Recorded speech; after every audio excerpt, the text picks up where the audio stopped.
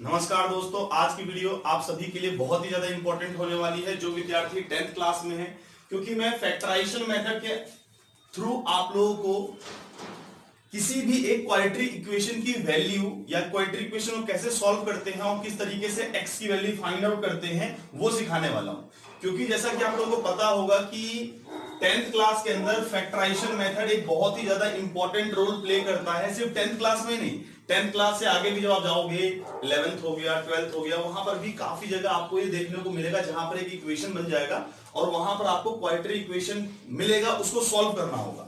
तो सबसे पहले इसको जानते हैं कि किस तरीके से इसको सॉल्व करना होता है। ये मेथड कहता क्या है एक्चुअली में? देखो, इस मेथड का नाम ही है फैक्टराइजेशन, यानी हिंदी में वाले कहते हैं इसको गुणनखंड। तो एक लॉजिक पकड़ो, फैक्टर, आपने एक वर्ड सुना होगा, क्या है ये? फैक्टर, जिसको हिंदी में कहते हैं गुणन। तो ये बताओ फैक्टर का मतलब क्या होता है? आप में से कोई जानते हैं फैक्टर का मतलब? बताओ। कोई नंबर जिसके मतलब डिविजिबल कितने हो सकते हैं, कितने ज्यादा, कितने हम टुकड़ों में बांट सकते हैं। बट ध्यान रखना, बहुत बड़े इन्होंने बताया है कि कोई भी चीज, जैसे कि 9 है, ये 9 को मैं कितने छोटे टुकड़ों में बांट सकता हूं, बट वो आपस में मल्टीप्लाई में होने चाहिए।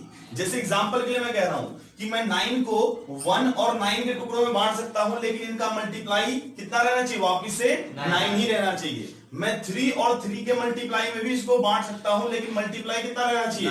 9। ये कहलाते हैं इसके फैक्टर। ऐसे ही हमें इनको ना दो अलग फैक्टर कर देना है और उसके बाद उसका आंसर को निकालना है। ठीक है, इस मेथड का मतलब ये फैक्टराइजेशन, यानी जो भी आपका क्वाड्रेटिक इक्वेशन है उसको फैक्टर में, यानी टुकड़ों में बांट दो और फिर उसमें से आप उसको आंसर निकालिए। ये एक आसान मेथड है, बस एक बार इसको समझने की देरी है। तो देखिए दोस्तों, यहां पर बात करते हैं थोड़ा सा। जब भी आपको इस प्रकार से इक्वेशन दे रखा होगा तो सबसे पहले इक्वेशन को आप लोगों ने करना क्या है? एक स्टैंडर्ड फॉर्म में कन्वर्ट कर लेना है। कहोगे स्टैंडर्ड फॉर्म क्या होता है? तो ध्यान रखिएगा, क्वाड्रेटिक इक्वेशन का स्टैंडर्ड फॉर्म होता है ax² plus bx plus c is equal to 0। यानी ये आपका एक स्टैंडर्ड फॉर्म होता है किसका? एक क्वाड्रेटिक इक्वेशन का। यानी कहोगे कैसे? जैसे कि मान लीजिए मैं लिख देता हूं 4x plus 3x² minus 2 is equal to 0। मैंने कुछ एक ऐसा लिख दिया आपके सामने क्वाड्रेटिक इक्वेशन। तो अब यहां पर क्या है कि ये क्वाड्रेटिक इक्वेशन क्या अपने स्टैंडर्ड फॉर्म में है? कहोगे स्टैंडर्ड फॉर्म में नहीं है, तो क्या इसका आंसर निकलेगा? देखो, इस फॉर्म में भी आंसर आ सकता है, लेकिन हमें इस फॉर्म में इसको नहीं निकालना है। हमें पहले इसको एक स्टैंडर्ड फॉर्म में सेट कर लेना है ताकि क्वेश्चन हमारे लिए आसान हो जाए। तो बताइए मैं इसको कैसे लिखूंगा? सबसे पहले मेरे को ax² वाला लेना है पार्ट। तो इसमें ax² वाला पार्ट कौन सा है? 3x²। तो पहले इसको लिख लूंगा। फिर कौन सा लेना है? bx वाला पार्ट लेना है, तो कौन सा ले लूंगा? 4x ले लूंगा। और फिर लास्ट में c वाला पार्ट यानी कि -2 वाला बराबर में 0। यानी कभी भी आपका क्वाड्रेटिक इक्वेशन स्टैंडर्ड फॉर्म में नहीं है तो हमें सबसे पहला काम यही है कि हमें उसे क्या करना है? स्टैंडर्ड फॉर्म में कन्वर्ट कर लेना है। बोलो, कोई दिक्कत यहां तक? नहीं। तो यानी कभी भी आप लोग ऐसा मिलेगा तो इसको कर लीजिएगा। अच्छा, एक माइंड में कंफ्यूजन रहता है कितने बच्चों के कि सर क्वाड्रेटिक इक्वेशन होता कौन सा है? तो जैसा कि आप लोगों ने पॉलिनोमियल में पढ़ा होगा, है ना, तो उसी के अंदर आप लोगों ने क्वाड्रेटिक पढ़ा था, तो उस टाइम पे क्या पढ़ा था? डिग्री। याद होगा, डिग्री का मतलब होता है मैक्सिमम पावर। डिग्री का मतलब होता है मैक्सिमम पावर। हिंदी वाले बच्चे कहते हैं अधिकतम घात। जैसे कि इस इक्वेशन में देखिए, एक बार x की पावर कितना है? 1 है। एक बार x की पावर कितना है? 2 है। तो जब मैक्सिमम पावर 1 होता है तो उस सिचुएशन में क्या बनता है? लीनियर। और जब मैक्सिमम पावर 2 होता है तो क्या बनता है? क्वाड्रेटिक। और जब 3 होता है तो क्या बनता है? क्यूबिक। याद आया? तो यहां पर हमारे पास मैक्सिमम पावर 2 है, इसी कारण से इसको हम लोग क्या बोलते हैं? Quadratic equation. ठीक है, तो आइए अब समझते हैं इसके बाद कि कैसे हमें सॉल्व करना है इसको। कि आपको इस सिचुएशन में करना क्या होता है? सबसे पहली बात, ए बी सी का आपको पता होना चाहिए, क्योंकि बहुत सारे बच्चों को ए बी और सी की वैल्यू पता नहीं होती कि कैसे निकाले। तो दोस्तों देखिए, हाँ हो सकता है ये वीडियो थोड़ी सी लेंथी बन जाए। रीजन क्या है कि सबसे पहली बात मेरे को इसको डिटेल में समझाना है और इसको एक्सप्लेन करना है, तो हो सकता है थोड़ा लेंथी बने, बट एक बार इसको समझ लीजिएगा ताकि आगे आने वाले क्वेश्चन में आपके लिए आसानी रहे। क्योंकि मैंने आप लोगों को बताया था कि आपके लिए इंपॉर्टेंट टॉपिक्स की वीडियो आपको देखने को मिल जाएगा, तो प्लीज इस चैनल को प्रॉपरली फॉलो कीजिएगा ताकि आपको जितने भी इंपॉर्टेंट टॉपिक आपके 10th क्लास से रिलेटेड वो सारे के सारे आपको इस चैनल पर देखने को मिल जाए। हाँ, अगर आप कुछ इंफॉर्मेशन चाहते हैं सीबीएसई से रिलेटेड या अदर कोई इंफॉर्मेशन चाहते हैं तो आप हमारे साइनिंग सर्कल्स कोचिंग सेंटर वाले चैनल को भी जाकर के सब्सक्राइब कर लीजिएगा। बट ये जो डेडिकेशन मंत्र वाला चैनल है, इस पर आप लोगों को जो है स्टडी से रिलेटेड देखने को मिल जाएगा। तो दोस्तों यहां पर बात करते हैं, सबसे पहले करना क्या है, एबीसी के लिए मैंने आपको स्टैंडर्ड फॉर्म क्या बताया, ax² plus bx plus c is equal to 0। ठीक है भाई, तो आपको क्या करना है, जो x² के बगल में मल्टीप्लाई में है, यानी जो भी चीज उसके मल्टीप्लाई में होता है उसको हम लोग क्या बोलते हैं, क्या बोलते हैं, कोफिशिएंट। क्या बोलते हैं, कोफिशिएंट, यानी गुणक। क्या बोलते हैं हिंदी वालों, गुणक, और इंग्लिश वाले क्या बोलते हैं इसको, कोफिशिएंट। यानी जैसे x² के बगल में, ऐसे यहां पर देखो x² के बगल में कुछ है, आप तो कहोगे भैया कुछ है ही नहीं यहां पर। बिल्कुल करेक्ट आपने बोला कि जब जहां पर भी कुछ ना हो वहां पर क्या होता है, 1 जरूर होता है। बहुत बढ़िया। तो मेरे पास a कितना हो गया, 1। अब b क्या है, जो x के कोफिशिएंट में हो, मल्टीप्लाई में हो, कितना है, 3। अब कुछ बच्चे कह रहे 3, बट आपको करना क्या है, -3 विद साइन लेना है, साइन भी इंपॉर्टेंट है। तो क्या हो जाएगा, -3। c क्या बचा, -10।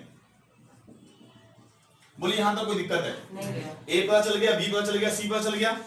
अब आसानी से आपको बस एक काम करना है, जो आपका a है और c है उन दोनों को मल्टीप्लाई करना है। a है और c है उसको मल्टीप्लाई करना है। तो बताइए a कितना था, 1, c कितना था, -10। दोबारा बोल रहा हूं, a और c को मल्टीप्लाई कर दो, 1 और 10 को मल्टीप्लाई करो, कितना आएगा, 1 और 10 को 10 आएगा, लेकिन साइन माइनस है तो माइनस का 10 आएगा। तो यहां पर एक रफ में लिख लेते हैं -10। अब इस माइनस की वैल्यू को थोड़ी देर के लिए इग्नोर करते हुए सिर्फ 10 लेते हैं। तो इस 10 के ना हमारे को फैक्टर देखने हैं कि कौन कौन से फैक्टर बन सकता है। माइंड में ही लगा लेना आपको कैलकुलेशन, लेकिन अभी फिलहाल मैं लिख के बता रहा हूं, लेकिन आप लोगों को कैसे करना है, माइंड के अंदर ही कैलकुलेशन कर लेनी है। तो बताइए 10 के फैक्टर कौन कौन से हो सकते हैं, यानी किस किस को मल्टीप्लाई करने पे 10 बनता हो, किस किस को मल्टीप्लाई करने पे 10 बनता हो। सबसे पहले 1 और 10 भी तो है, ध्यान रखना, 1 और 10 भी तो है। अच्छा 1 और 10 है तो इसका उल्टा भी तो होगा, 10 और 1, 2 और 5 और 2, और कुछ बन सकता है क्या, नहीं। 10 के लिए और कुछ नहीं बन सकता। अब आपको दिमाग के अंदर क्या करना है, जैसे आपने a और c को मल्टीप्लाई किया, तो अब आपको मिडिल टर्म देखना है। इसीलिए इस फैक्टर का, इस मेथड का एक और नाम है मिडिल टर्म स्प्लिट। क्या बोलते हैं, मिडिल टर्म स्प्लिट। ठीक है, ध्यान रखिए, कभी भी फैक्टराइजेशन मेथड आ जाए या मिडिल टर्म स्प्लिट आ जाए, दोनों का मतलब एक ही होता है। तो हमें करना क्या है, इस मिडिल वाले टर्म को देखना है और इसको 2 भागों में तोड़ना है। कैसे, देखिए यहां पर क्या है, -3, यानी अब इन दोनों में से, जैसे ये दोनों हैं, इसको देखो, इसको देखो, इसको देखो, इसको देखो, इन चारों में से कोई एक ऐसा होगा जिनको प्लस करने पे या माइनस करने पे, क्या बोल रहा हूं, जिनको प्लस करने पे या माइनस करने पे क्या टर्म आएगा, -3। अब आप सोचो कि अगर मैं बड़े में से छोटा घटाता हूं तो क्या आएगा, कोई चीज बड़ा है तो छोटा घटाऊंगा तो क्या आंसर आएगा, अरे भैया छोटा आएगा ना, छोटा आएगा कि नहीं आएगा। यानी एक तरीके से आप कह सकते हो कि जो भी चीज आएगा वो पॉजिटिव आएगा। भाई कोई चीज बड़ा है, एग्जांपल के लिए 10 है, 10 में से मैं 1 घटाऊंगा तो कितना आएगा, 9 आएगा, जो कि एक पॉजिटिव है कि नहीं है। लेकिन अगर मैं छोटे में से बड़ा घटाऊंगा तो बताओ क्या आएगा, नेगेटिव आएगा। जैसे कि 1 में से 10 को घटाता हूं तो माइनस का 9 आएगा कि नहीं आएगा। तो आपके पास जो b मिला है वो क्या है, पॉजिटिव है नेगेटिव है, अरे पॉजिटिव है नेगेटिव है, बहुत बढ़िया। आपके पास क्या मिला है, नेगेटिव मिला है। तो जब आपके पास ये नेगेटिव है तो मेरे को बड़े में से छोटा करना नहीं चाहिए, छोटे में से बड़ा घटाना चाहिए, छोटे में से बड़ा। ये ध्यान रहेगा नहीं रहेगा, ये लॉजिक सिंपल सी बात है, माइंड के अंदर कैलकुलेशन कर सकते हो। तो भैया मैं देखूंगा कि छोटे में से बड़ा घटाना है, तो बताओ क्या ये 10 और 1 चलेगा, नहीं। क्या ये 5 और 2 चलेगा, नहीं। तो चलेगा कौन सा, या तो ये चलेगा या तो ये चलेगा। अब हमें दिमाग लगाना है कि इन दोनों में से किसको जोड़ने पे या घटाने पे ये वाला टर्म आ जाता हो। तो भैया 1 में से 10 को घटाओगे तो -9 आएगा, 1 में से 10 को घटाओगे तो -9 आएगा। क्या ये सब पॉसिबल है, नहीं पॉसिबल है। लेकिन एक बात तो है कि 2 में से 5 घटाओ, जैसे 2 में से 5 घटाओ तो कितना आया, -3। एक बात आपको समझ में आ गया है क्या, कि भैया छोटे में से बड़ा घटाने पर नेगेटिव आता है और 2 में से 5 घटाऊंगा तो -3 आएगा। यानी मेरे पास 2 एलिमेंट मेरे को मिल गए कि इस 3 के 2 फैक्टर मैं कर सकता हूं, क्या 2 और 1 5, -5। बोले यस और नो। तो मैं इसको लिखूंगा कैसे, वो देखिए। अब लिखना कैसे है, ये जो स्टेटमेंट था इसको कैसे लिखना है, x² सेम रहेगा, ये जो माइनस का 3x है इसको हम कैसे लिखेंगे, प्लस का 2x माइनस का 5x। क्योंकि इसको घटाने पे कितना आ रहा है आपका, माइनस का 3 आ रहा है, और ये जो माइनस का 10 है वो तो सेम रहेगा यहाँ पर, बोलो ये लो भैया, इसको जो है मिडिल टर्म को स्प्लिट कर दिया। क्या कर दिया, मिडिल टर्म को स्प्लिट कर दिया। बोलो यहां तक क्लियर हुआ कि नहीं हुआ? यही मेन होता है, ये जिसने निकाल लिया, अब इसके बाद तो सॉल्यूशन बहुत आसान है। हाँ जी, बस इसके बाद तो बहुत सिंपल स्टेप्स हैं, बस यहीं पर बच्चा अटकता है। तो इसको अच्छे प्रकार से कीजिएगा, है ना। नहीं समझ में आएगा तो एक और वीडियो देखिएगा, एक बार और करिएगा, बट अच्छे से करना है। अब देखिए यहाँ पर करना क्या है, इनमें से कॉमन निकालना है। कैसे कॉमन निकालते हैं एक बार मैं आपको डिटेल में समझाता हूं, बट अगली बार से आप लोगों ने करना क्या है, माइंड के अंदर ही सटाक से निकाल लेना है। तो देखिए कैसे करना है। ये क्या है, एक्स स्क्वायर है, तो मैं इधर रफ में कर रहा हूं। ये एक्स स्क्वायर को मैं क्या लिख सकता हूं, बताओ, एक्स इंटू एक्स। भाई एक्स स्क्वायर है तो 2 बार एक्स को मल्टीप्लाई करके लिखूंगा कि नहीं लिखूंगा। अब बताओ दूसरा क्या है, 2x है, क्या मैं 2x को 2 into x लिखूंगा? हाँ भैया। अब दोनों में देखो कॉमन क्या रहा है, बताओ दोनों में कॉमन क्या रहा है। देखो x कॉमन आ गया कि नहीं आ गया, तो इसका मतलब x तो कॉमन आ गया, तो पहले वाले में क्या बचा, x, दूसरे में क्या बचा 2, लेकिन प्लस का है तो प्लस का 2। बोलो समझ में आया? अब जो है हमारे पास इन दोनों में कॉमन लेते हैं, तो ये क्या है 5x, 5x को क्या लिखूंगा, 5 into x। ये क्या है 10 है, 10 को क्या लिखूंगा, 2 into 5। क्या कॉमन आ रहा है बताओ, देखो 5 आ रहा है, यहाँ पर भी 5 आ रहा है, जो कॉमन है उसको बाहर ले लो। लेकिन यहाँ पर देखो दोनों में नेगेटिव भी तो कॉमन आ रहा है, दोनों में नेगेटिव भी तो कॉमन आ रहा है, तो पहले नेगेटिव ले लिया कॉमन, और फिर यहाँ से क्या ले लिया 5, पहले वाले में क्या बच गया x, और अब ये माइनस बाहर आ चुका है तो यहाँ पर क्या बचेगा, प्लस बचेगा, और ये 5 बाहर आ गया तो क्या बचेगा 2।